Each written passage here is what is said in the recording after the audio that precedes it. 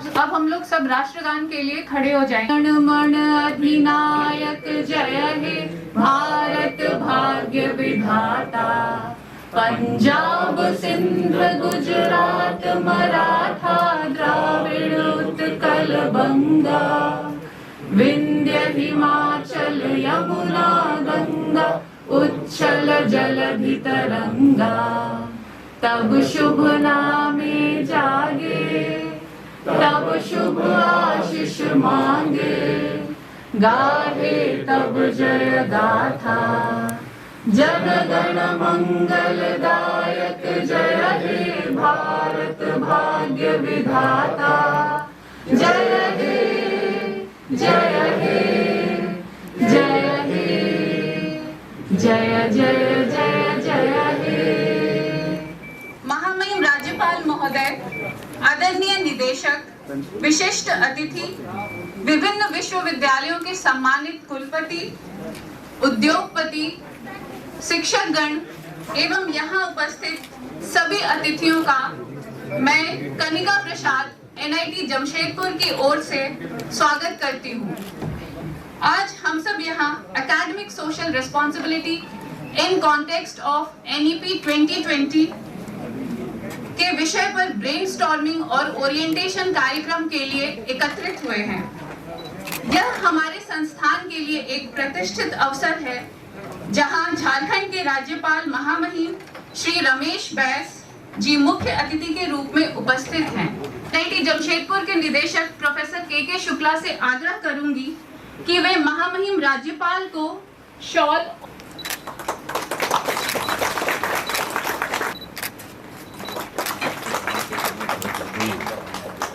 कि वे श्रीमान राजीव कुमार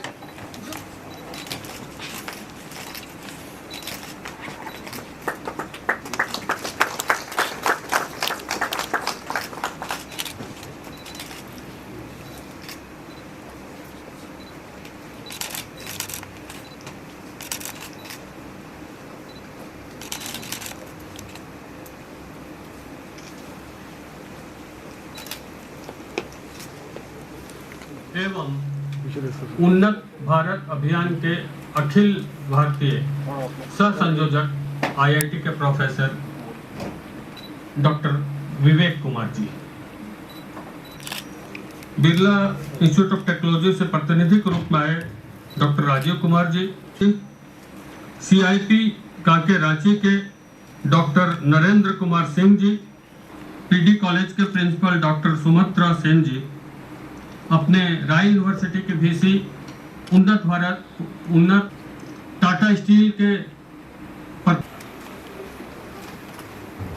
विकास में महत्वपूर्ण भूमिका निभा सकते हैं, इस पर प्रकाश डालने के लिए मैं आदरणीय निदेशक प्रोफेसर के शुक्ला को मंच पर आमंत्रित करती हूं। नमस्कार। महामहिम राज्यपाल परम आदरणीय श्री रमेश बैस जी, श्री डॉक्टर विवेक कुमार जी, श्री राजीव कुमार जी, उपस्थित विभिन्न विश्वविद्यालयों के कुलपति, उनके प्रतिनिधि, कुल सचिव महोदय, हमारे सहकर्मी NIT जमशेदपुर के शिक्षक, सरायकेला खरसावां जिले के प्रशासनिक अधिकारी, विशेष रूप से उपायुक्त महोदय, SP महोदय, अन्य अधिकारी, रिव्यू सचिव, आप सबका हृदय से इस NIT जमशेदपुर के प्रांगण में उन्नत भारत अभियान के इस प्रोग्राम में, जिसमें हम यह चर्चा करेंगे कि शिक्षा के माध्यम से, उद्योग के माध्यम से गांव का विकास कैसे हो सकता है। महामहिम राज्यपाल जी, मैं आपका हृदय से आभारी हूँ कि विषम परिस्थितियों में आपने अपना बहुमूल्य समय दिया और विशेष रूप से आपने इतना समय दिया हम लोगों को।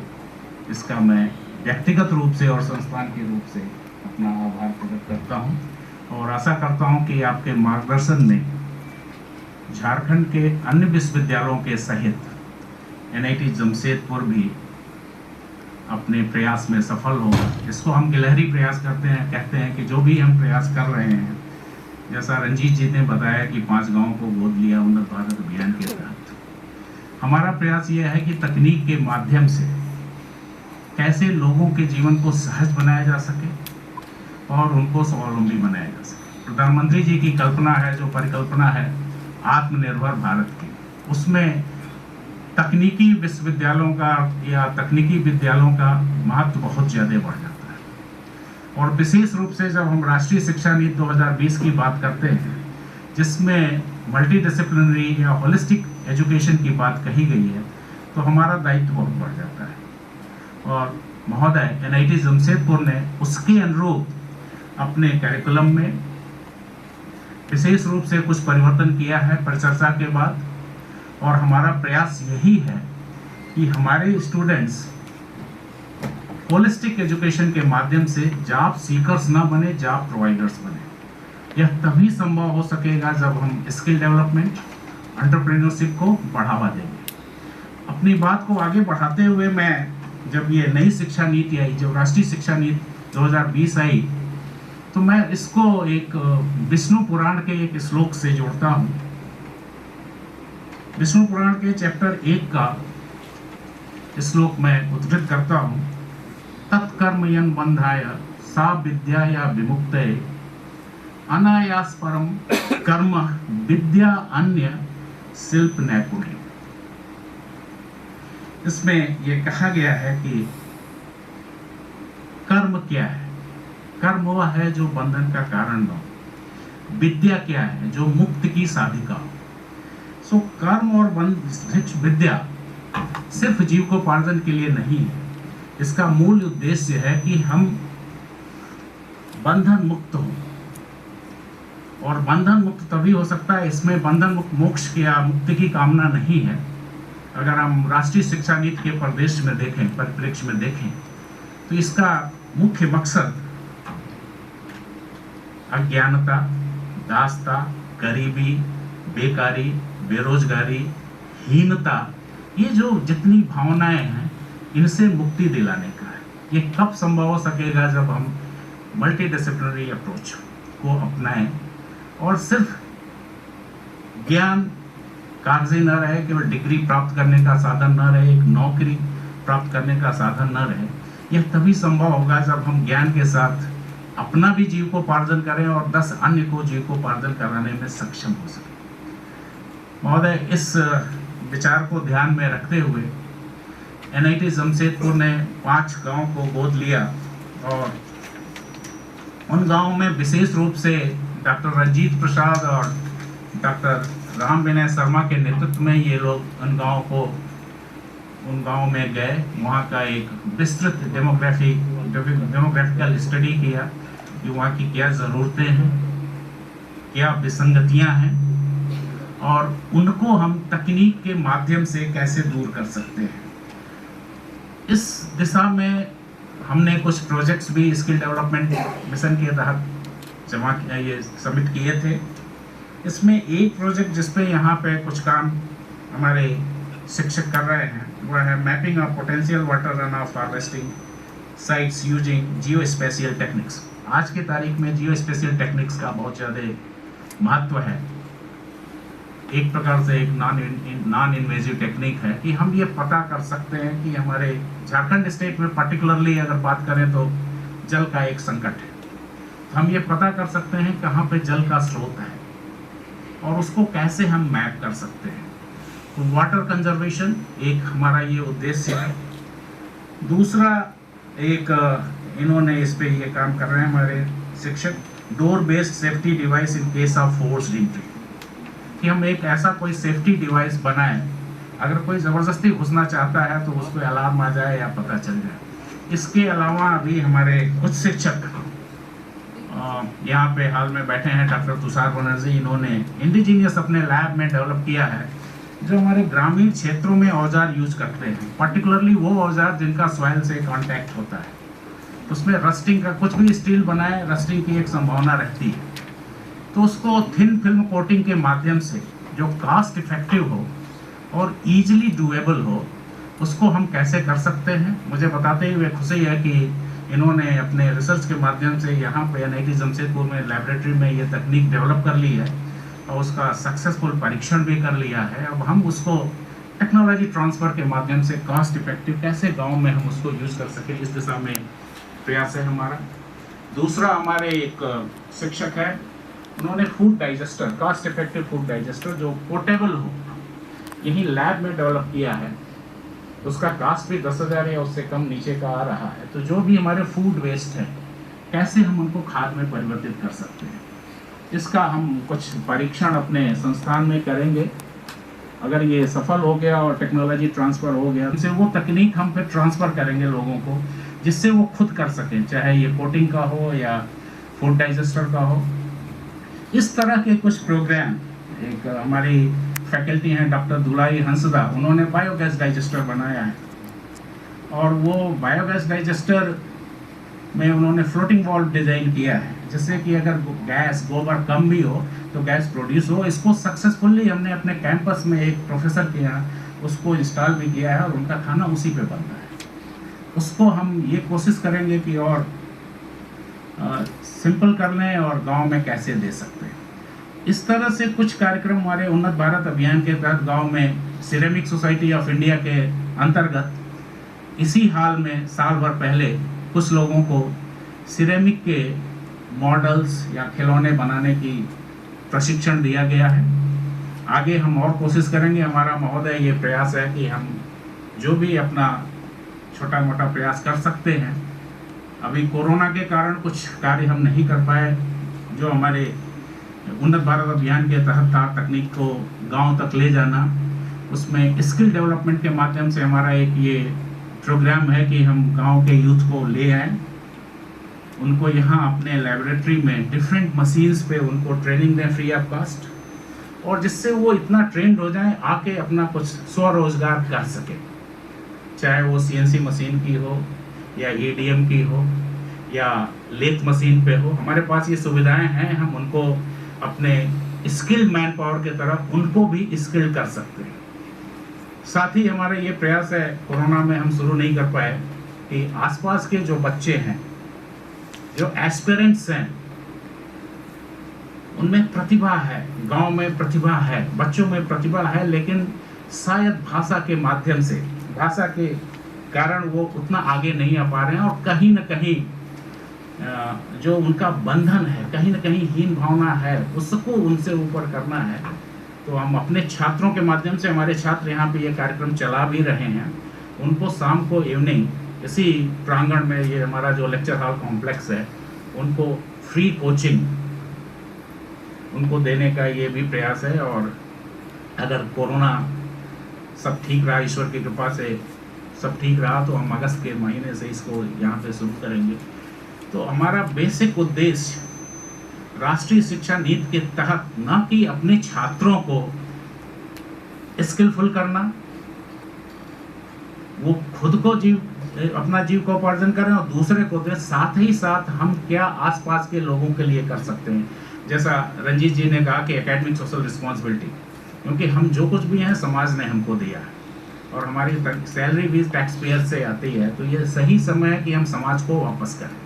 हम क्या कर सकते हैं, हम शिक्षा दे सकते हैं, और जो भी हमारे पास ईश्वर ने जो भी स्किल दिया है उनको हम दूसरे को रूपांतरण कर सकते हैं। और शायद NIT जमशेदपुर का प्रयास या नाम तभी सार्थक होगा, अद्भुत परिवर्तन कर सकें तकनीक और शिक्षा के माध्यम से। इन्हीं शब्दों के साथ महामहिम जी, मैं आपका पुनः स्वागत करता हूं और आशा करता हूं कि जो आपका विश्वास इस संस्थान पे है, मैं अपने शिक्षकों और कर्मचारियों के साथ उस विश्वास पे खरा उतरते हुए इस देश को माध्यम से निश्चित रूप से हम सफल होंगे।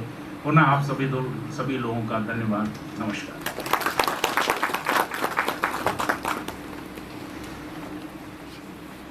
परमादरणीय महामहिम राज्यपाल महोदय, प्रोफेसर के शुक्ला, निदेशक NIT जमशेदपुर, श्री राजीव कुमार जी, अध्यक्ष पर्यावरण आकलन समिति,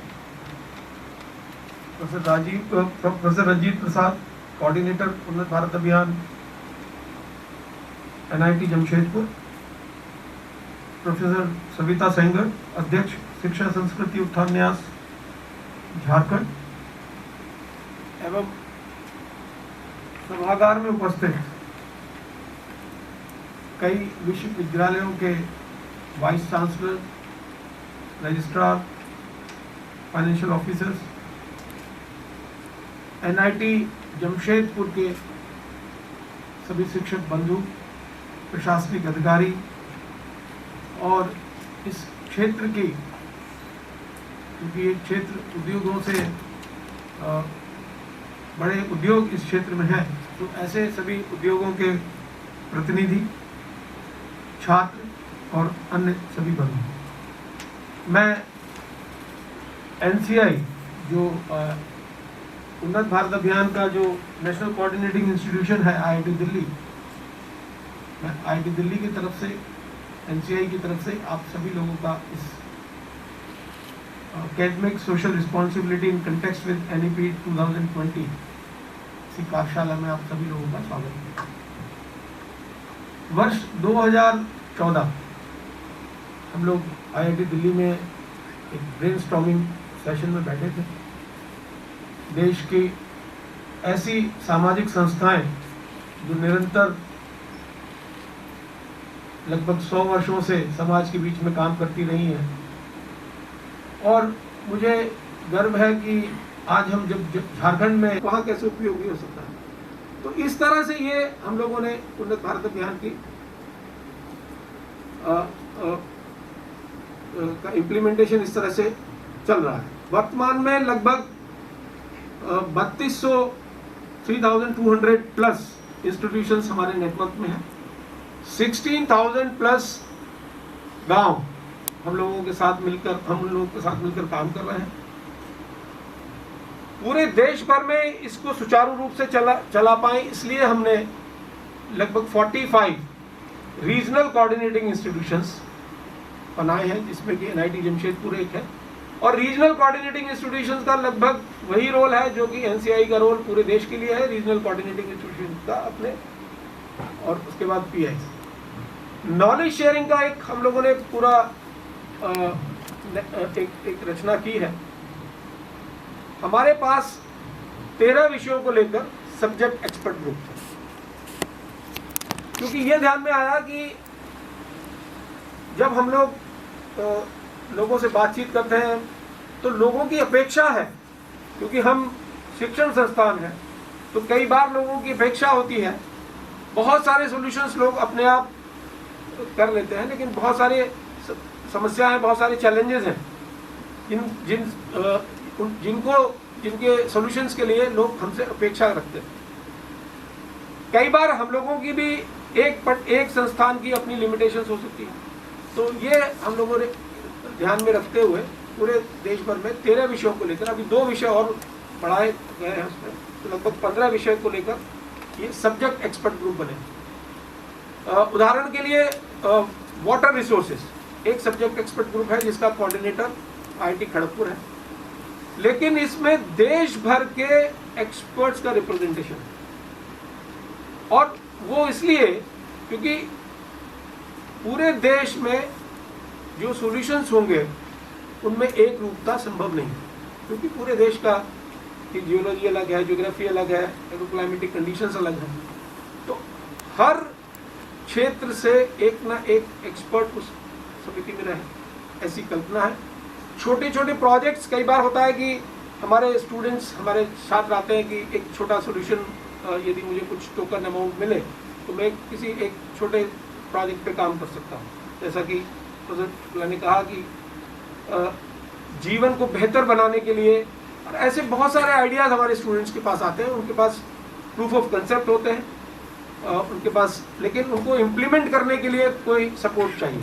तो ऐसा सपोर्ट भी हम लोग 1-1 लाख रुपए की राशि के छोटे प्रोजेक्ट्स, हमारे जितने भी इंस्टीट्यूशंस थे सभी इस पीड़ा को अनुभव करते थे पूरे कोरोना काल में, कि इस समय हम लोगों को फील्ड में जाना चाहिए, क्या करें हम लोग। तो कोरोना में बहुत सारे इंस्टीट्यूशंस हम लोगों के साथ इस बात पर चर्चा करते रहे कि हम लोग क्या कर सकते हैं। ऑनलाइन माध्यम से कुछ ऐसे प्रयास हम लोगों ने किए जिससे कि लोगों के बीच में जाया जा सके। मैं एक छोटा सा उदाहरण दूंगा। हम लोगों ने 22 भारतीय भाषाओं में वेबिनार्स किए, जिसमें कि उन क्षेत्र के जो बड़े डॉक्टर्स होते थे वो उन वेबिनार्स में उपस्थित रहते थे, 1, 2 या 3, जिससे भी उनको एक लंबा हैंड होल्डिंग रिक्वायरमेंट है। तो उसके लिए हमारे इंस्टीट्यूशंस काम करेंगे, उन्नत भारत अभियान उसको फैसिलिटेट करेगा। तो ऐसे 4 स्टेक होल्डर्स हमने आइडेंटिफाई किए। तो टेक फॉर सेवा का जो पहला आयोजन था उसमें हम लोगों ने उद्योगों को बुलाया, सॉल्यूशन प्रोवाइडर्स को बुलाया, सॉल्यूशन सीकर्स को बुलाया, और साथ में CSR, कॉर्पोरेट सोशल रिस्पॉन्सिबिलिटी, क्योंकि बहुत जगह ऐसा होगा कि इमीडिएटली उद्योगों को वो प्रॉफिटेबल वेंचर्स नहीं लगेंगे, तो वहाँ CSR का भी एक महत्वपूर्ण योगदान होगा।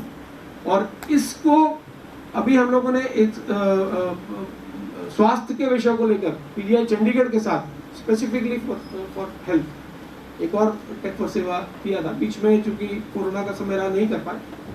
अब हम लोग उसको एक पोर्टल के रूप में विकसित कर रहे हैं, जहाँ समस्याएं भी रहेंगी, उनको छात्र प्रोजेक्ट के रूप में ले सकते हैं, और फिर उन प्रोजेक्ट्स को हम वहाँ सोल्यूशन के फॉर्म में डालेंगे। और इसी कड़ी में हम लोगों की कल्पना ये है कि जो हमारे देश भर में 45 रीजनल कोऑर्डिनेटिंग इंस्टीट्यूशंस हैं, निदेशक महोदय यहाँ है, विराजमान है, मेरा उनसे अनुरोध भी रहेगा कि हर RCI में हम लोग 2 ऐसे इंस्टीट्यूशंस बिल्डअप करें। पहला, रूरल टेक्नोलॉजी डेमोन्स्ट्रेशन सेंटर, क्योंकि ये संभव नहीं है कि अलग अलग लैब्स में जो टेक्नोलॉजी है वो उनमें डेमोन्स्ट्रेशन लोग जा सकें, ऐसा संभव नहीं है। तो एक ऐसा रूरल टेक्नोलॉजी डेमोन्स्ट्रेशन सेंटर जहां आपके अपने संस्थान की रूरल बेस्ड टेक्नोलॉजी हो, और आसपास जो लेबोरेटरीज हों, रूटेक की टेक्नोलॉजीज हो सकती हैं, CSIR की टेक्नोलॉजीज हो सकती हैं, उनके प्रोटोटाइप हो सकते हैं, उनके ऑडियो विजुअल माध्यम से उनके मॉड्यूल हो सकते हैं, वो एक सेंटर हो। और दूसरा एक centre grass root innovation centre. हम सभी संस्थानों में, IITs में, NITs में इंक्यूबेशन की बात कर रहे हैं, लेकिन ज्यादातर इंक्यूबेशन सेंटर्स जो है वो अर्बन बेस्ड है, अर्बन सेंट्रिक है। एक ग्रामीण क्षेत्र का व्यक्ति यदि कोई छोटा मोटा एक्सपेरिमेंट करना चाहता है, उसके पास कोई आइडिया है, उसके पास कोई प्लेटफॉर्म नहीं, उसके लिए एक ग्रास रूट इनोवेशन सेंटर की एक कल्पना है। IIT दिल्ली शायद जल्दी एक ऐसा ग्रास रूट इनोवेशन सेंटर पर हम लोग काम कर रहे हैं। वहाँ पर हम एक मॉडल के रूप में उसको विकसित करेंगे IIT दिल्ली के सोनीपत कैंपस में। मुझे ऐसी आशा है कि हम बाकी हमारे जो RCI है वो भी इसको करें, क्योंकि ये इनोवेशन सेंटर्स, जो इंक्यूबेशन सेंटर्स अभी एग्जिस्टिंग है, उससे थोड़े अलग होंगे, उनमें थोड़ी ज़्यादा हैंड होल्डिंग की आवश्यकता होगी। तो ऐसी मेरी आशा है कि इसको हम इस तरह से आगे बढ़ाएंगे। महामहिम जी आज उपस्थित हैं, मैं उनसे एक अनुरोध कर सकता हूं कि क्या हम झारखंड के लिए कोई स्पेसिफिक मिशन लेते हुए प्रोफेसर के शुक्ला जी के नेतृत्व में कोई एक मिशन हम लोग झारखंड के लिए लें, जिसमें सारे हमारे संस्थान जुड़े। जैसे आप लोगों ने ये वाटर वाला प्रोजेक्ट, जियो स्पेशल प्लानिंग वाला जो प्रोजेक्ट लिया हुआ, क्या ये पूरे झारखंड के लिए हम लोग कर सकते हैं? इसमें आप लीड करें, बाकी सारे इंस्टीट्यूशन जुड़े, ऐसा मेरा अनुरोध है। आपका मार्गदर्शन रहेगा, आपका समर्थन रहेगा। श्रद्धेय श्री रमेश वैश्य जी,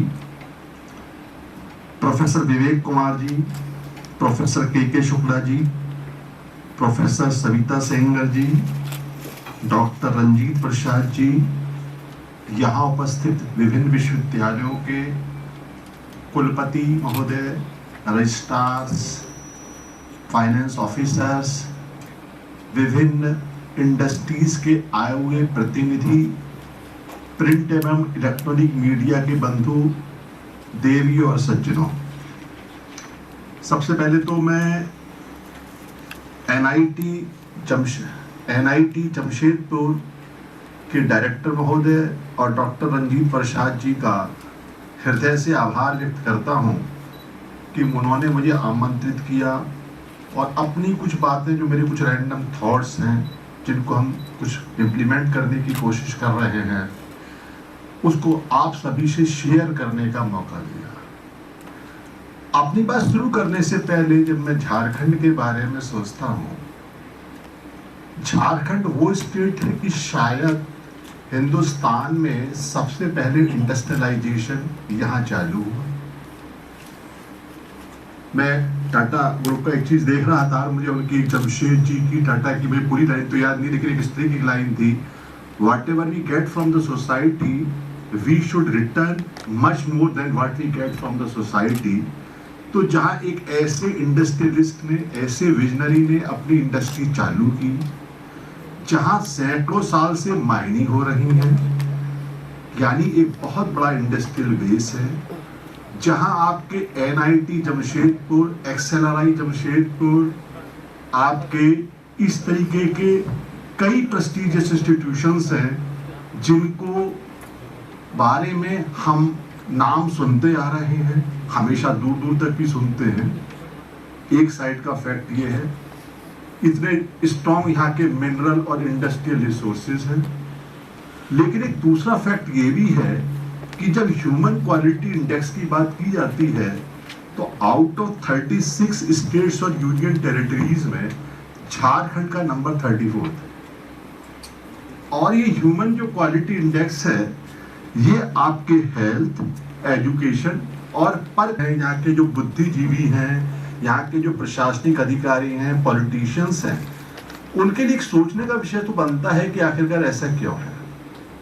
एक दूसरे कॉन्टेक्स्ट में आता हूँ, यहाँ हमारे प्रशासनिक अधिकारी, पुलिस अधिकारी हैं, जब ऑल इंडिया सर्विसेज की, सेंट्रल सर्विसेज की एक वीक का विलेज अटैचमेंट होता है। ये आज से नहीं, बहुत पहले से होता है, जब मैं सर्विस में था तब भी होता था। तो मुझे याद है कि जब हम लोग विलेज अटैचमेंट के बाद गए पहली बार, तो मेरी तो थोड़ी सी पृष्ठभूमि गाँव से थी, कस्बे से थी। काफी सारे वहाँ ऐसे लोग थे, प्रोफेशनल्स जो पहुंचे, कि जिनका गांव जाने का, आज तो जरा थोड़ा सा फैशन में भी विलेज टूरिज्म आ गया है, लेकिन उस जमाने में नहीं था 80s के अंदर। तो काफी लोग ऐसे थे जिन्होंने गांव क्या है ये पहली बार जाके वहां अनुभव किया, वहां कैसे लोग रहते हैं ये भी पहली बार अनुभव किया। अभी डायरेक्टर साहब ने, आपने जो एक डिस्कनेक्टेडनेस की बात की कि कहीं ना कहीं यहाँ XLRI है, आपके यहाँ NIT जमशेदपुर भी है, यहाँ के जो स्टूडेंट्स हैं वो अपने को, या जो एक विलेज में रहने वाला है उसके लिए, तो ये जो सब लोग हैं, ये सब वो सोचता है कि तो सब बहुत बड़े साहब लोग हैं और ये हमारी रीच से कहीं ना कहीं बाहर है। और इस तरीके की एक समाज के अंदर जिसको कहते हैं कि एसिमेट्रिकल रिलेशनशिप है। एक दूसरा तस्वीर का भी पहलू है कि झारखंड वह भी स्टेट है। अभी कुछ दिनों पहले मैं ये विकास भारती जो संस्था है जो विष्णुपुर में काम करती है, तो उसकी भी शुरुआत जो श्री महेश शर्मा जी थे और अशोक भगत जी थे, तो महेश शर्मा जी और दूसरे तो खुद IIT कानपुर के थे, और उन्होंने IIT कानपुर और उन्होंने अशोक भगत जी ने इलाहाबाद और बनारस से आके एक रिमोट ट्राइबल एरिया के अंदर जाके काम करना शुरू किया। और मैंने उसको एक्सटेंसिवली थोड़ा सा देखा, क्योंकि वो मेरे पुराने मित्र थे यूनिवर्सिटी के टाइम के, अशोक भगत जी। तो खैर में इस सब कॉन्टेक्स्ट के अंदर जब हम बात करते हैं तो एक को ठीक है, बिल्कुल सही बात है कि यूनिवर्सिटीज को, हायर एजुकेशंस को, आज तो जो नेशनल एजुकेशन पॉलिसी है वो भी UGC ने भी आपके जो जनवरी 2022 के अंदर जो एक fostering social responsibility and community engagement in higher education institution in India, जो उन्होंने सभी के लिए भेजा और रिक्वेस्ट किया कि इसको इम्प्लीमेंट करें, उसमें वो सारी बातें दी हुई हैं कि किस तरीके से आपको कम्युनिटी एंगेजमेंट करना है, कम्युनिटी पार्टिसिपेशन करना है। मैं थोड़ा सा इसको करेक्ट करना चाहूंगा, जिसमें मैंने कहा झारखंड में इंडस्ट्रीज भी खूब है, बड़ी बड़ी भी खूब है। इंडस्ट्रीज को वो CSR के अंदर एक्टिविटीज लेती हैं, जिसके अंदर उनको अपना प्रॉफिट का कुछ सर्टेन परसेंटेज एक्सपेंड करना पड़ता है। और एट द सेम टाइम माननीय जो हमारे गवर्नर साहब हैं, जो पर्यावरण वन मंत्री भी रहे श्री रमेश बैस जी, वो तो अच्छी तरीके से इस चीज से परिचित ही हैं कि इसके साथ साथ एक CER भी होती है sir, that is known as corporate environment responsibility. तो उसमें इंडस्ट्रीज को एनवायरनमेंट के लिए एट द सेम टाइम एक दूसरी चीज भी होती है कि जो पब्लिक हियरिंग में पब्लिक के इश्यूज आते हैं उनको भी उन्हें एड्रेस करने के लिए प्लान बनाना पड़ता है, उसके अकॉर्डिंगली काम करना पड़ता है। तो जब इन लोग के प्रोजेक्ट आ रहे थे CR, तो हम लोग पूछते थे भाई आखिरकार आप ये तो बताएं कि आप CSR या CR में क्या करते हैं। तो जनरली जो उनका रिप्लाई होता था कि साहब ऐसा है, हम लोग कहीं सिलाई मशीन बांट देते हैं, कहीं जो हेल्थ कैंप लगवा देते हैं, कहीं साहब कुछ स्कूल की बिल्डिंग ठीक करा देते हैं, जो हमसे कई बार जिला प्रशासन कहता है ये सब करता है, हम लोग वो सब कर देते हैं। तो हम लोग हमेशा उनसे कह रहे थे कि भाई इस देश को, मुल्क को आज़ाद हुए 75 वर्ष हो गए, और अगर आज भी हम सिर्फ सिलाई मशीन बांटने की, सिलाई कढ़ाई की ही बात करते हैं तो वो बात ज़्यादा जस्टिफाइड नहीं होती। आप कुछ ऐसा क्यों नहीं करते कि आप कुछ विलेजेस को अडॉप्ट करिए और उनको as a model village develop करिए। और मॉडल विलेज का हमारा इंडिकेटर सीधा ये है कि इस मॉडल विलेज में आपके नंबर 1 ह्यूमन क्वालिटी इंडेक्स कितना इंप्रूव हुआ। अगर बहुत कॉन्क्रीट झारखंड के रेफरेंस में बात करूं तो मैं तो ये पूछना चाहूंगा कि भाई आपने जो विलेज अडॉप्ट किया उस विलेज के कितने बच्चे XLRI में पहुंच गए, कितने बच्चे NIIT में पहुंच गए, कितने बच्चे रिम्स रांची में पहुंच गए। क्योंकि तभी तो होगा। हमें अगर एसिमेट्रिकल रिलेशनशिप को सिमेट्रिकल रिलेशनशिप के अंदर चेंज करनी है तो हम ऐसा नहीं सोच सकते कि हम तो एक हायर पेडेस्टल पर हमेशा बैठे रहें और दूसरा लोअर पेडेस्टल पर बैठा रहे, क्योंकि ये कहीं ना कहीं अल्टीमेटली ये सोशल अनरेस्ट क्रिएट करता है। इंडस्ट्रीज के लोगों से मेरा ये अनुरोध है और कहना भी चाहूंगा कि उनके लिए भी खुद ये जो ट्रस्टीशिप का सिद्धांत है, उनके लिए भी खुद ये हितकर है कि जिस एरिया में उनकी इंडस्ट्रीज है वहां की उनकी कम्युनिटी से प्रॉपर एंगेजमेंट हो।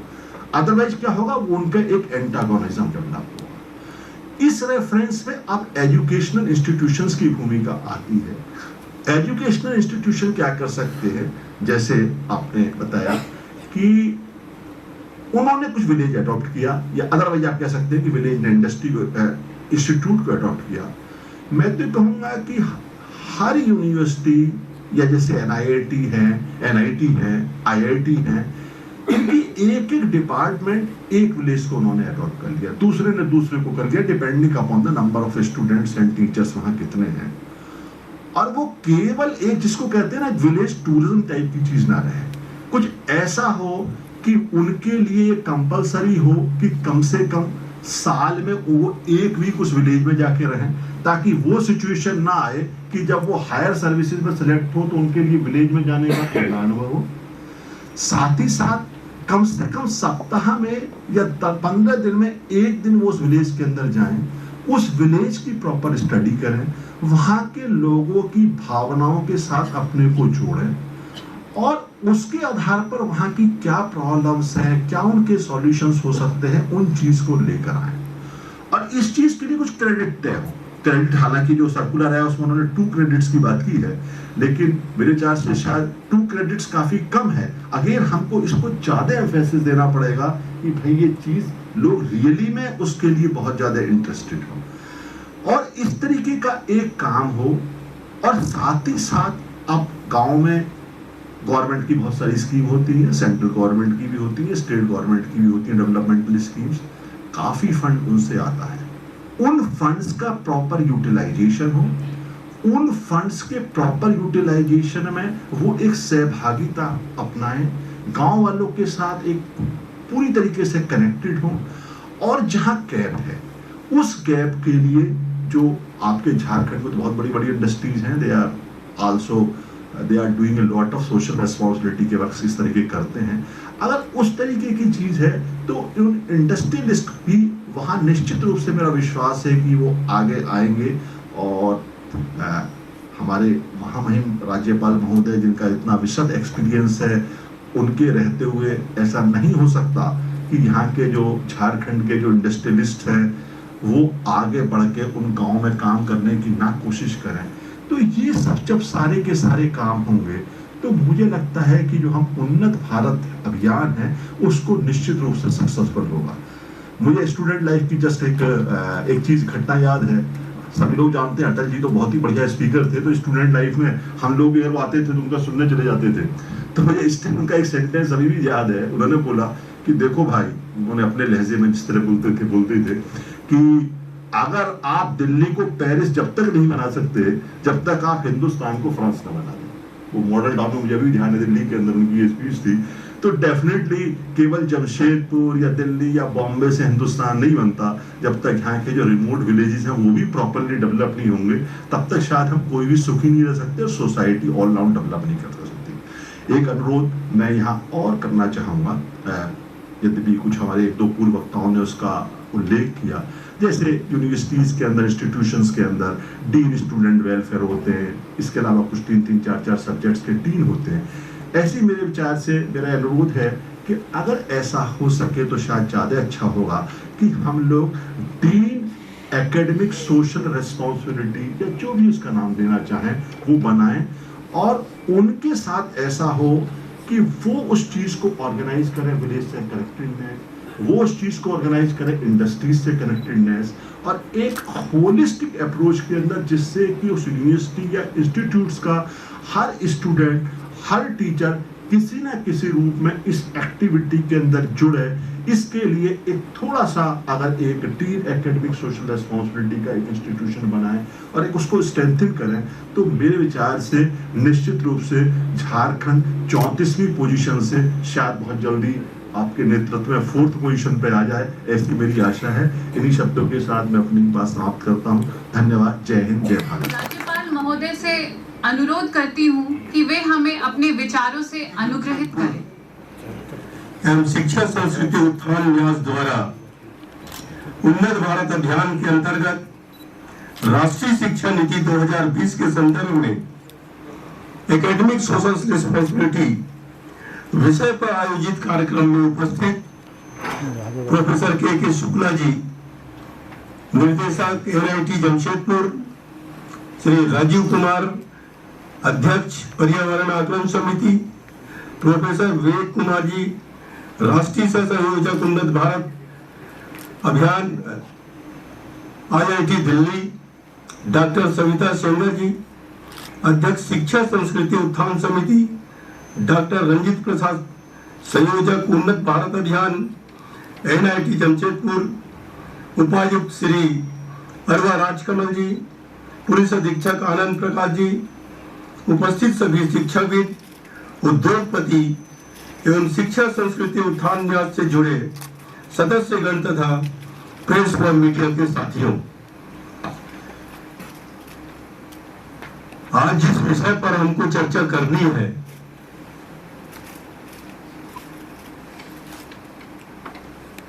और काफी विस्तार से इसके बारे में बताया गया, मैं बैठे बैठे सोच रहा था कि ये समस्या कब तक समाधान हो पाएगा जो हम सोच रहे हैं। और ऐसी बात हो गई है कि जो कहावत है,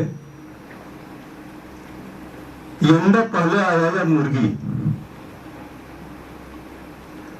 और इसका समाधान अभी तक नहीं कर पाए। अगर हम विस्तार से जाएं, इतना बड़ा ये विषय है कि मुझे लगता है कि हम सोचते सोचते ऐसा ना हो कि कोई गली में हम घूम जाएं। और जब तक इसके लिए हम विस्तार से नहीं सोचेंगे कि महात्मा गांधी जी ने देश स्वतंत्र कराया, और महात्मा गांधी जी का जो ग्रामीण विकास का उद्देश्य था, लेकिन उसके पहले गांधी जी ने 3 बंधन विभिन्न दिखाए हैं कि बुरा बात मत कहो, बुरा बात मत देखो, बुरा बात मत सुनो। हम ये 3 बातें भूल गए। अब हम ग्रामीण विकास की बात करें कि गांधी जी की कल्पना थी कि भारत के हर गांव आत्मनिर्भर बने, और वास्तव में पहले भी मैं गांव में भी जब बच्चा था तब गांव में जाता था, गर्मी की छुट्टी में, स्कूलों की छुट्टी होती थी, और उस समय 2 महीने की हमको छुट्टी मिलती थी गर्मी में, तो हम 2 महीना गांव में रहते थे। और उस समय भी हम देखते थे कि गांव के लोग जो जितने संतोषी होते थे, कि बड़ा से बड़ा किसान हो चाहे छोटा किसान हो, छोटा किसान नौकरी का नौकर लगने के से काम करने में कोई हिचक नहीं होती थी, और बड़ा से बड़ा अगर जमींदार भी हो वो भी संतोषी होता था कि जितनी फसल पैदा हो जाए उतने में वो संतोष कर लेता था कि भगवान की इच्छा थी कि इतने मेरा उत्पादन हुआ। अगर अच्छा फसल हुआ तो लड़की की शादी की तैयारी करते थे। अगर फसल उस समय खराब हो गया, बारिश नहीं हुई, तो वो शादी को अगले साल के लिए रोक देते थे। लेकिन वो चिंतित नहीं होते थे कि मेरी लड़की की शादी नहीं हो रही है। और जब तक हम अपने आप में संतोष न हो तब तक हम कोई काम करने की इच्छा करें, तो सबसे पहले कोई काम करना हो तो हमको एक निस्वार्थ भाव से काम करना होगा। और जब तक हम निस्वार्थ भाव से काम की शुरुआत नहीं करें, और जब गीता में कहा गया है कि फल की प्राप्ति मत करो, लेकिन हम आज ये स्थिति में है कि कुछ करने के पहले हम पहले फल की चिंता करते हैं। ग्रामीण और शहर की विषमताएं आज मिटने के बजाय दूरियां बढ़ रही हैं। और मैं तो कहता हूं कि आज की स्थिति में गांव उजड़ रहे हैं, शहर आबाद हो रहे हैं, क्योंकि लगता है कि अब खेती घाटे का धंधा हो गया है और हर किसान अपने बेटे को खेती करने के बजाय वो सोचता है कि थोड़ा सा पढ़ ले, उसको सरकारी नौकरी मिल जाए। क्यों चपरासी क्यों ना बने, लेकिन सरकारी नौकरी मिल जाए। और उसके पिताजी भी सोचता है कि जब तक लड़के की शादी करना हो, तो जब तक ये कोई सरकारी नौकरी नहीं पाएगा तो कोई लड़की देने को तैयार नहीं होगा। आज मैट्रिक पास हो जाए कोई बच्चा, उसके पास अगर 50 एकड़ भी जमीन हो तो उसको खेती करने बोलो तो खेती करने गांव नहीं जाएगा। सबसे पहली बात है कि हम अपने बच्चों को क्या संस्कृति देते हैं, क्या सिखाते हैं। स्कूल और कॉलेज में शिक्षक जो भी शिक्षा दे, लेकिन उसका संस्कार तो वो घर से मिलता है। क्या हम अपने बच्चों को आज भारतीय संस्कार हम दे पा रहे हैं? पूरे विश्व में भारत को जाना जाता था कि संयुक्त परिवार के नाम से। यही हमारी खूबी थी कि संयुक्त परिवार में रहते हुए अगर 4 भाई हैं तो 4 बहुएं हैं, उनके बच्चे हैं, कोई व्यवसाय कर रहा है, कोई सरकारी नौकरी कर रहा है, कोई शहर में है, कोई दूसरे शहर में है। लेकिन कोई अगर घर से बाहर जाना चाहे तो निश्चिंत होकर अपने काम में जाता था, कि इसको चिंता नहीं होती थी कि मैं अगर यहां पर हूं तो मेरा बच्चा खाया तो नहीं खाया, स्कूल गया तो नहीं गया। उसका दिमाग घर तरफ रहेगा, काम तरफ नहीं रहता। लेकिन आज संयुक्त परिवार टूटकर आज पति पत्नी और बच्चों का एक परिवार हो गया। और आज अगर हम अपने दोस्तों से या अपने ही रिश्तेदारों से पूछे कि दूर का अगर कोई उसका रिश्तेदार हो तो उसके बच्चे का नाम पूछो तो उसको नहीं मालूम। आज हमारे पड़ोस में कोई दूसरे समाज का अगर कोई व्यक्ति है जो हमसे बहुत नजदीक हो गया है, वो सगा लगता है, लेकिन हमारा सगा रिश्तेदार अगर दूर में है तो सगा नहीं लगता। ये जो रिश्ते टूट रहे हैं, दूरियां बढ़ रही है। एक समय था कि गांव की जितनी भी आवश्यकताएं होती थी वो पूरा गांव में ही पूर्ण होता था। कपड़े का जो आवश्यकता होती थी कि वहां देवानंद समाज जो जुलाहा वो खाते हैं वो कपड़ा तैयार होता था। लोहार होता था वो खेती के औजार बनाते थे। खेती करने वाले हर चीज की खेती करते थे। साहू समाज तेल की व्यवस्था करते थे, मोची समाज जूते की व्यवस्था करते थे, और खेती में काम करने वाले चमड़े की जो भी आवश्यकताएं होती थी उसको पूरा करते थे। उस समय गांव के लोग सिर्फ नमक खरीदते थे और सारी अपनी आवश्यकताओं की चीज गांव में पैदा करते थे। लेकिन आज गांव की स्थिति क्या है? अगर किसी के घर में बैठने चले जाओ, अगर उसको चाय पीने के लिए बोलो तो वो दूध ढूंढने निकलता है। आज गांव में दूध नहीं मिलेगा, लेकिन शहर में 24 घंटे आपको दूध मिल जाएगा। हमको गांव को कैसे हमको विकास करना है, गांव को कैसे आत्मनिर्भर बनाना है, इसीलिए आज चिंता हो रही है। और गांधी जी ने कहा था कि जब तक गांव का विकास नहीं होगा तब तक देश का विकास नहीं होगा। हम देश की विकास की बात करते हैं, लेकिन गांव के विकास के बारे में कोई सोचता नहीं। आज हर कोई सोचता है कि आज जो देश की स्थिति है, देश में कोई ना कोई एक भगत सिंह पैदा होना चाहिए, लेकिन हर कोई सोचता है कि मेरे घर नहीं, मेरे पड़ोस में पैदा हो। अगर हम अपनी रिस्पॉन्सिबिलिटी, अपनी जवाबदारी हम तय करें कि समाज ने मुझको जो दिया है मैं समाज को कैसे वापस करूं। हम आरती में जब गाते हैं तेरा तुझको अर्पण मेरा क्या लागे, जब हम भगवान को समर्पण कर सकते हैं तो हम समाज को समर्पण क्यों नहीं कर सकते? हम आत्मचिंतन करें कि हम आज इतने बड़े हो गए हैं, हम नौकरी मिले, नौकरी किए, हम आज रिटायर हो गए, लेकिन मेरे समाज के लिए क्या किया? अगर हम आत्मचिंतन करें तो वास्तव में लगेगा कि हमने,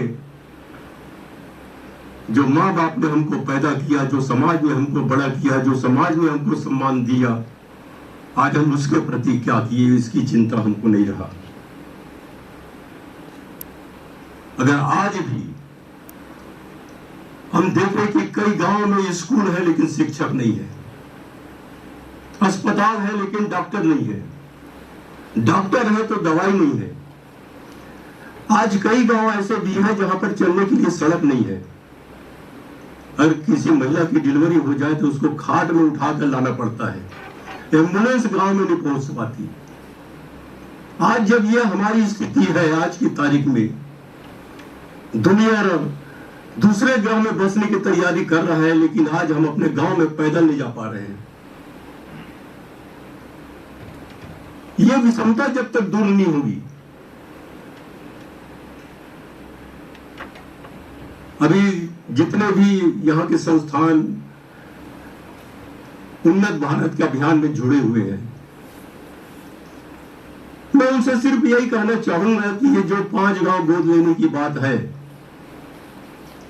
उद्योगपतियों से मैं कहना चाहूंगा कि आप CSR की बात करते हैं। पहले तो कोई CSR की चिंता ही नहीं करता था, उद्योग लगता था, लेकिन मैं कुछ ऐसी बातें कहूंगा किसी को बुरा भी लग सकता है, क्योंकि मैं देखा हुआ हूं। जिस क्षेत्र में उद्योग लगता है उस क्षेत्र में कृषि योग्य भूमि समाप्त हो जाती है। उद्योग स्थापित हो जाता है, पर्यावरण की नुकसान होता है, आसपास के खेतों में फसल की पैदा नहीं होती। तो जो उद्योगपति है, जो उद्योग लगाए हैं, क्या उसकी रिस्पॉन्सिबिलिटी नहीं है कि जो नुकसान हो रहा है उसका हम भरपाई करें, उसको सहायता करें? और इसीलिए सरकार ने जो लाभांश होता है उसका 2% CSR के नाम से वहां के विकास, स्थानीय लोगों का विकास हो, इसके बारे में चिंता की है। लेकिन क्या आज वास्तव में कोई उद्योगपति वास्तव सही रूप में 2% सरकार को दे रहा है? मैं तो देखता हूं कि मैं जब राजनीति में था, मेरे कॉन्स्टिट्यूंसी में 5 सीमेंट प्लांट, 132 स्टील प्लांट है, रीरोलिंग मिल। अगर उनसे किसी को कोई अस्पताल बाहर जाना हो, उसको अगर आर्थिक सहायता हो तो किसी को बोलो तो आनाकानी करते थे।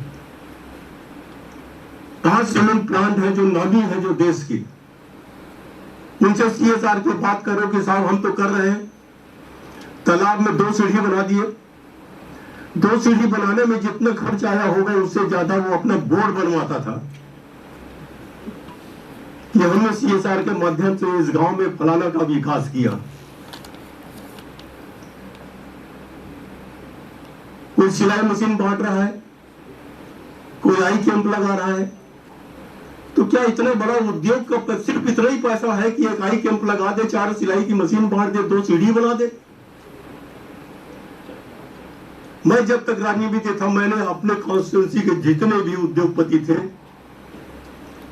मैंने कहा कि आप लोग अपने मन से कोई काम नहीं करेंगे, आपका 2% पैसा है वो कलेक्ट्रेट में जमा होगा कलेक्टर के पास, और हम तय करेंगे कि किस गांव में किस चीज की आवश्यकता है उसका हम विकास करेंगे। और सारे पैसे हम कलेक्ट्रेट में मंगवाते थे और कलेक्टर के साथ बैठकर एक कमेटी बनाकर जिस क्षेत्र का पैसा होता था उस क्षेत्र में उसके गांव के पंचायत के प्रस्ताव मंगाकर उसका हम विकास करवाते थे। पैसे का वास्तविक वहां पर खर्च होता था। अगर किसी गांव में किसी का कोई गांव वालों की कोई मांग ना हो, कोई समस्या ना हो और हम काम बिना गांव के लोगों से पूछे कर दे तो उसका कोई महत्व नहीं होता। आप 5 करोड़ का सड़क बनवा दो, गांव वाले उसको अप्रिशिएट नहीं करेंगे कि सरकार ने 5 करोड़ का सड़क बना दिया। वो तो यही बोलेगा ये तो सरकार का काम है, इसीलिए तो सरकार में आए हैं, हमने उसको वोट दिया है तब सरकार में आए हैं, ये विकास उनका काम है। लेकिन 1 लाख का काम अगर गांव के मांग के अनुसार कर दो तो गांव वाले उसको जिंदगी भर याद करेंगे कि हमारे कहने पर हम ये काम हुआ, और उसकी जो मौत पब्लिसिटी होगी वो लाखों रुपए विज्ञापन देने में नहीं भी होगा जितना वो तो मौत पब्लिसिटी में भी होता है। तो हमको गांव की मानसिकता समझनी होगी कि गांव में क्या समस्या है, उनकी क्या आवश्यकता है। हो सकता है कि हम यहाँ पर 50 लाख खर्च करने की बात सोचते हो और गांव में जाएंगे तो हमको लगेगा कि उनकी जो समस्या है वो 5 लाख में हो जाएगा। तो ये 50 लाख हम खर्चा करने की फालतू सोच रहे थे, वो कम पैसे में भी हम उनकी समस्याओं का समाधान कर सकते हैं।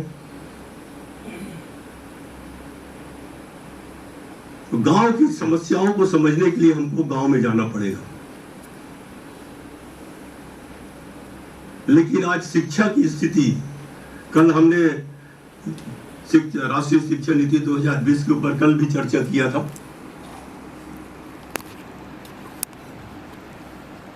कि शिक्षा जो शिक्षा पहले वास्तव में सिर्फ नौकरी पाने के लिए पढ़ाई होती थी कि मेरा बेटा अनपढ़ ना हो, कम से कम पढ़ाई तो कर ले। दादी उदाहरण देती थी कि बेटा हमारे जमाने में तो गांव में स्कूल नहीं था, हम पढ़ नहीं पाए, इसलिए अंगूठा छाप है। और हर बुजुर्ग दादा दादी नाना नानी यही चाहते हैं कि मेरा बच्चा पढ़ लिख कर अफसर बने। पढ़ तो लेते थे लेकिन अफसर तो बहुत कम बनते थे, बाबू ज्यादा बनते थे।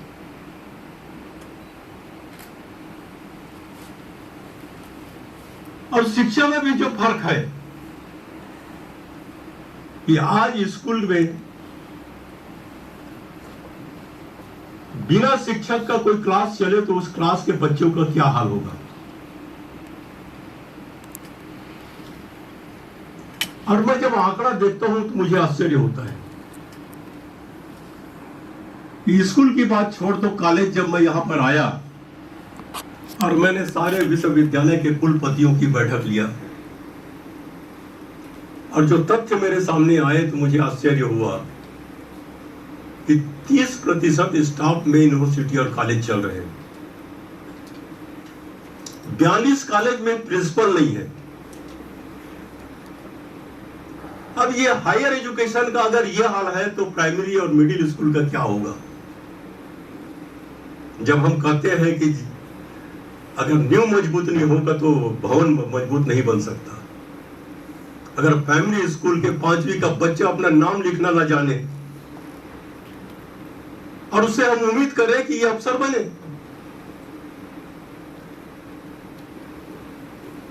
तो हमको पहले नींव को मजबूत करनी होगी, उसके बाद हमको ऊपर आकर सोचना होगा।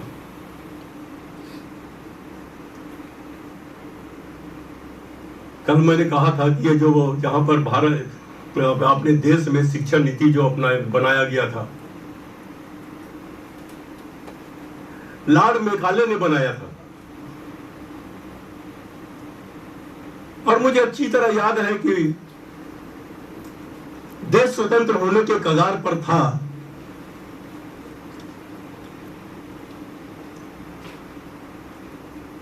लॉर्ड मेकाले की मां ने लंदन से लॉर्ड मेकाले को पत्र लिखी कि बेटा भारत तो स्वतंत्र हो रहा है, लंदन वापस कब आ रहे हो। लॉर्ड मेकाले ने अपने मां को पत्र लिखा, मां मैं बहुत जल्द लंदन वापस आ रहा हूं, देश स्वतंत्र तो हो जाएगा, लेकिन भारत में मैंने ऐसी शिक्षा प्रणाली दे दी है तो स्वतंत्र होते हुए भी वो मानसिक रूप से अंग्रेजों के गुलाम रहेंगे। और आज हम सोचते हैं कि जो अंग्रेजी बोलता है वो बहुत विद्वान है, और अंग्रेजी जो नहीं जानता तो उसके पास कोई दिमाग नहीं है। ये हीन भावना है। हमको अपने देश पर गर्व होना चाहिए, हमको अपनी राष्ट्रभाषा पर गर्व होनी चाहिए, लेकिन कोई अंग्रेजी नहीं जानता वो अपने आप को हीन भावना में ग्रसित कर लेता है, जबकि उसको गर्व होना चाहिए कि सामने वाला हिंदी नहीं जानता और अंग्रेजी बोल रहा है। आप लोग अब प्लेन में यात्रा करते रहे होंगे, उस समय तो एयर इंडिया, इंडियन एयरलाइंस दो ही था, उसमें स्वागत पत्रिका बढ़ता था, वो रखा हुआ रहता था। और स्वागत पत्रिका में आप देखे होंगे कि वो पत्रिका में पूरा के पूरा इंग्लिश में रहता था। मैं जब राजभाषा समिति में आया पार्लियामेंट में, तो मैंने सबसे पहले यह बात रखा कि यही डोमेस्टिक फ्लाइट में अंग्रेजी में क्यों बोलते हैं, इंटरनेशनल फ्लाइट में आप बोलो, लेकिन डोमेस्टिक फ्लाइट में अंग्रेजी में बात करने का क्या मतलब है। और स्वागत पत्रिका में सिर्फ अंग्रेजी में बातें लिखने की क्या जरूरत है, उसमें आधा हिंदी क्यों नहीं करते। जब सारे सरकारी काम बाइलिंगुअल होता है तो वहां पर खाली अंग्रेजी में क्यों होता है, वहां भी बाइलिंगुअल होना चाहिए। तब से आपने स्वागत देखे होंगे कि आधा अंग्रेजी होता है, आधा हिंदी होता है। और डोमेस्टिक फ्लाइट में भी आप देखेंगे कि अनाउंसमेंट जब करती है वो एयर होस्टेज, पहले हिंदी में करेगी, उसके बाद में अंग्रेजी में करेगी। इन्हें अगर छोटी छोटी बातों को अगर हम ध्यान न दें, मैं जब मंत्री बना और मंत्रालय जब पहली बार गया दिल्ली में, तो गेट के किनारे में एक ब्लैक बोर्ड रहता था, उसमें लिखा होता आज के शब्द। तो आज के शब्द में अंग्रेजी ऊपर रहता था, उसका हिंदी में अनुवाद होता था। मैं बोला इसको आप उल्टा करो, हिंदी पढ़े लिखो, उसका अंग्रेजी लिखो। अगर आप कोई ड्राफ्ट को अंग्रेजी को हिंदी में ट्रांसलेट करो तो कई शब्द एकदम अर्थ बदल जाता है। तो जब तक हमारे अंदर राष्ट्रीयता की भावना नहीं आएगी, समर्पण की भावना नहीं आएगी, समाज सेवा की भावना नहीं आएगी, तब तक हम जितनी भी बातें करें बेकार है। पहले हम बदले, उसके बाद युग बदलेगा, ये जो नारा है कि हम पहले अपने आप के अंदर झांक कर देखें कि हम अपने समाज के लिए, गांव के लिए, देश के लिए कुछ न कुछ हम करें। तो अगर छोटी छोटी, जैसा शुक्ला जी ने कहा था कि हम गिलहरी का प्रयास कर रहे हैं, अगर हम गिलहरी का भी प्रयास करें तो पुल बन सकता है।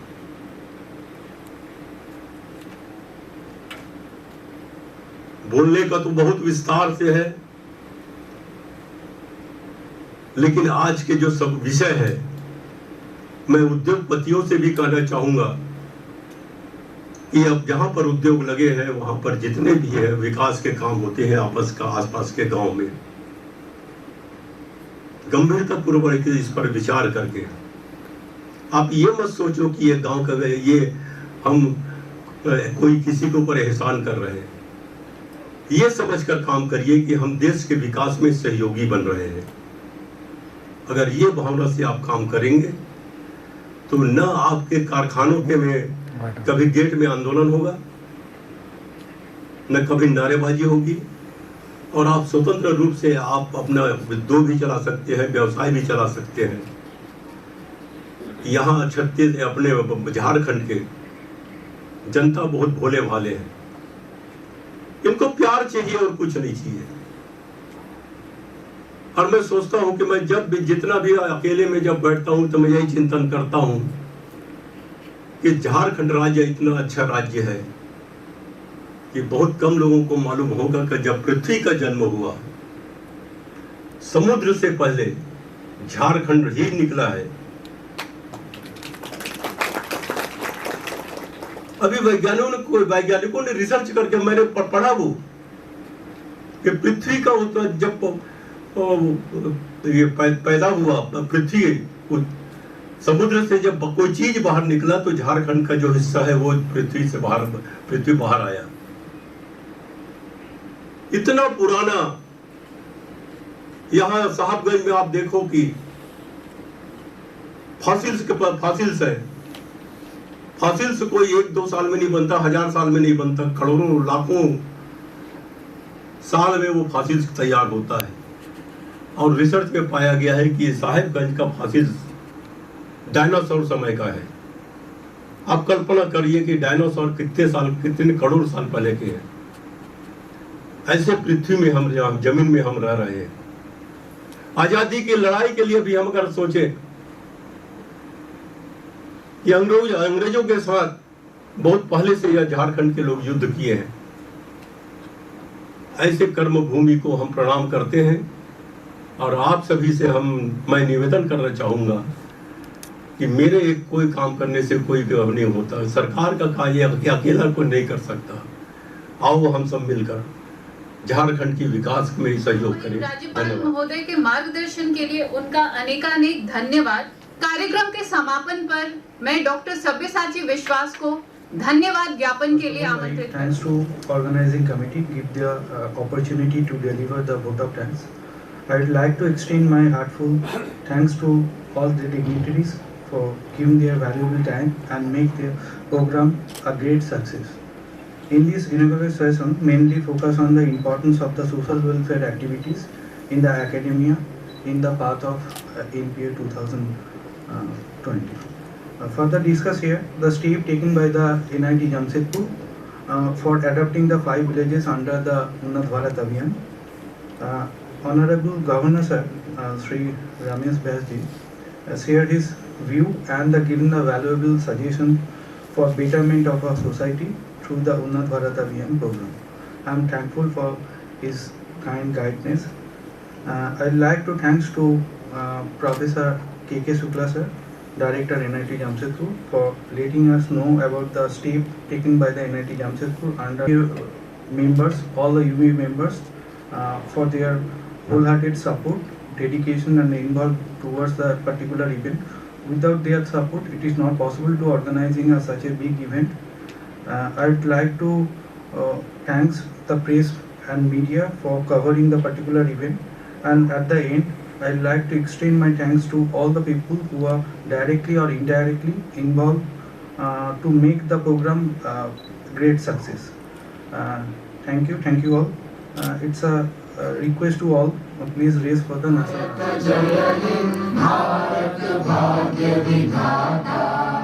पंजाब सिंध गुजरात मराठा द्राविड़ उत्कल बंगा विंध्य हिमाचल यमुना गंगा उच्चल जलधि तरंगा तव शुभ नामे जागे तव शुभ आशीष मांगे गाहे तव जय गाथा।